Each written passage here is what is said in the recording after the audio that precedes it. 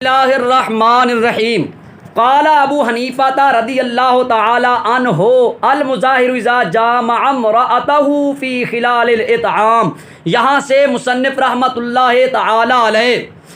مذکورہ اصول کی بنیاد پر ایک اور مسئلہ متفرع فرما رہے ہیں جس میں احناف اور شوافی کا اختلاف ہے۔ احناف اور شوافی کا اختلاف ہے۔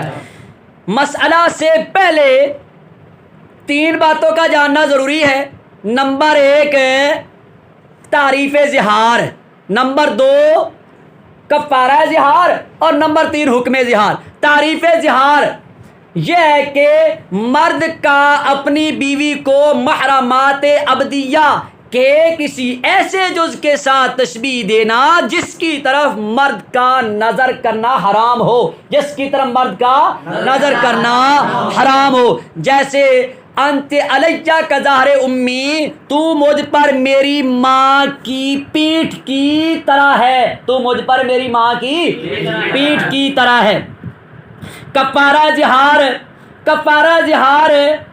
تین چیزیں ہیں جن کو اللہ تعالیٰ نے 28ویں سپارے کے پہلے رکوع میں بالترتیب بیان فرمایا، بالترتیب بیان فرمایا۔ نمبر ایک، اپنی بیوی سے جمع کرنے سے پہلے مکمل غلام آزاد کرنا۔ نمبر دو، اگر غلام آزاد کرنے کی طاقت نہ ہو تو پھر بیوی سے جمع کرنے سے پہلے 2 ماہ کے لگاتار روزے رکھنا۔ اور نمبر تین، اگر 2 ماہ کے لگاتار روزے رکھنے کی بھی طاقت نہ ہو تو پھر 60 مسکینوں کو کھانا کھلانا، پھر 60 مسکینوں کو کھانا کھلانا۔ حکم ظہار، حکم ظہار یہ ہے کہ جب تک مظاہر کفارہ ظہار ادا نہ کرے تب تک مظاہر کا اپنی بیوی سے جمع کرنا حرام ہے، تب تک مظاہر کا اپنی بیوی سے جمع کرنا حرام ہے۔ اب نفس مسئلہ یہ ہے کہ کفارہ ظہار کی پہلی صورت میں اگر مظاہر آدھا غلام آزاد کر کے اپنی بیوی سے جمع کر لے پھر آدھا غلام آزاد کرے تو اس کا کفارہ ظہار ادا نہیں ہوگا بلکہ اس کو نئے سرے سے مکمل غلام آزاد کرنا پڑے گا، نئے سرے سے۔ اور کفارہ ظہار کی دوسری صورت میں اگر مظاہر 2 ماہ کے روزہ رکھنے کے دوران اپنی بیوی سے جمع کر لے پھر 2 ماہ کو مکمل کر لے تو اس کا کفارہ ظہار ادا نہیں ہوگا بلکہ اس کو نئے سرے سے لگاتار 2 ماہ کے روزے رکھنے پڑیں گے۔ اور کفارہ ظہار کی تیسری صورت میں اگر مظاہر کھانا 60 مسکینوں کو کھانا کھلانے کے دوران اپنی بیوی سے جمع کر لے پھر 60 مسکینوں کے تعداد کو پورا کر لے تو اس کا کفارہ ظہار ادا ہو جائے گا، اس کو نئے سرے سے کھانا 60 مسکینوں کو کھانا کھلانا ضروری نہیں ہوگا۔ اس تیسری صورت میں احناف اور شوافی کا اختلاف ہے۔ احناف کہتے ہیں کہ کھانا کھلانے کے دوران مظاہر اپنی بیوی سے جمع کر لے پھر 60 مسکینوں کی تعداد کو پورا کر لے تو کفارہ ظہار ادا ہو جائے گا، نئے سرے سے کھانا کھلانا ضروری نہیں ہوگا، جبکہ شوافی کہتے ہیں نئے سرے سے کھانا کھلانا ضروری ہوگا۔ شوافی کی دلیل، شوافی کہتے ہیں اللہ تعالیٰ نے کفارہ ظہار کو بیان کرتے ہوئے پہلی 2 صورتوں کو قبلہ یا تماشا کی قید کے ساتھ مقید کیا ہے تو ہم تیسری صورت کو پہلی 2 صورتوں پر قیاس کرتے ہوئے قبلہ یا تماشا کی قید کے ساتھ مقید کرتے ہیں کیونکہ پہلی 2 صورتیں اور تیسری صورت میں علت مشترکہ کفارہ ظہار کا ادا کرنا ہے، لہذا اگر مظاہر 60 مسکینوں کو کھانا کھلانے کے دوران اپنی بیوی سے جمع کر لے پھر 60 مسکینوں کی تعداد کو مکمل کرے، 60 مسکینوں کی تعداد کو مکمل کرے تو کفارہ ظہار ادا نہیں ہوگا بلکہ نئے سرے سے 60 مسکینوں کو کھانا کھلانا ضروری ہوگا۔ اور سمجھ لگی بات کی؟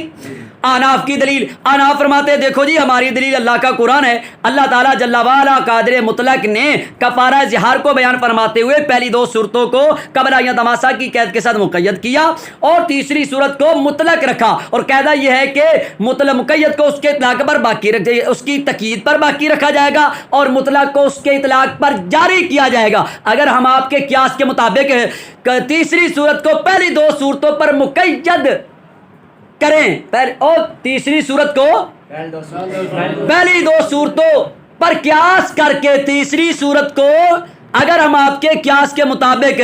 تیسری صورت کو پہلی دو صورتوں پر قیاس کر کے قبل یتماسا کی قید کے ساتھ مقید کریں تو اس صورت میں اللہ تعالی کے مطلق کو مقید کرنا اور مطلق کے وصف اطلاق کو منسوخ کرنا لازم آئے گا، جو کہ جائز نہیں۔ لہذا اگر مظاہر کھانا کھلانے کے دوران اگر مظاہر 60 مسکینوں کو کھانا کھلانے کے دوران اپنی بیوی سے جمع کر لے، پھر 60 مسکینوں کی تعداد کو پورا کر لے تو کفارہ زہار ادا ہو جائے گا۔ نئے سرے سے کفارہ زہار، نئے سرے سے 60 مسکینوں کو کھانا کھلانا ضروری نہیں ہوگا۔